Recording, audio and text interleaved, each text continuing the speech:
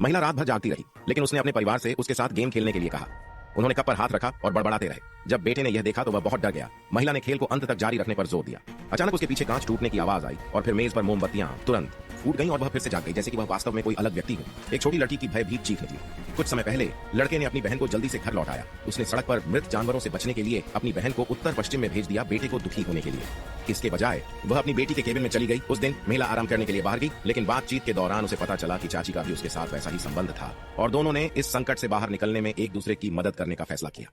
शाम को लड़के ने अपनी मां से पूछा कि उसने अपने अत्यधिक शब्दों के लिए उसे दोषी क्यों नहीं ठहराया, जिससे महिला भी पूरी तरह से नियंत्रण खो बैठी। उसके पति ने झगड़ा रोकने के लिए समय पर बात की। अगले दिन महिला सुपरमार्केट जाने के बाद मैं घर जाने वाली थी, लेकिन मैं फिर से बूढ़ी चाची से टकरा गई। लेकिन चाची महिला को देखकर बहुत उत्साहित लग रही थी, ये कहते हुए कि उसने अपनी परेशानियों को दूर करने का एक रास्ता ढूंढ लिया है, और उत्साहपूर्वक उस महिला को अतिथि के रूप में घर आने के लिए आमंत्रित किया। मैंने मेज पर चाची को देखा।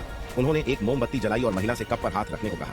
फिर अपने पोते का नाम पुकारा। अचानक कप अपने आप हिलने लगा। इससे महिला इतनी डर गई कि उसने तुरंत मेज के नीचे देखा और पाया कि सब कुछ दिख रहा था। फिर चाची ने एक छोटा सा ब्लैक बोर्ड निकाला और अपने पोते को कुछ लिखने के लिए बुलाया। निश्चित रूप से थोड़ी देर के बाद चौक ने ब्लैक बोर्ड पर चित्र बनाना शुरू कर दिया। वह उठी और जाने वाली थी। जाने से पहले चाची ने उस महिला को मोमबत्ती और मंत्र दिया, और जिस महिला ने उसे अपने परिवार को लाने और इसे आजमाने के लिए कहा। जब वह घर लौटी तो उसे तकिए पर कुछ चींटियां मिली। खिड़की पर जाकर देखा कि चींटियों के झुंड घर की ओर आ रहे थे।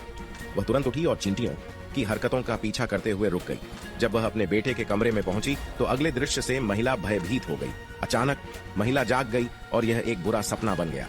लेकिन जब वह जाग गई तो समारोह के पहले दृश्य के बाद महिला वास्तव में महिला के पति को बुलाने में सफल रही। उसने तुरंत पानी का एक गिलास उठाया और महिला को फेंक दिया। जाग गई।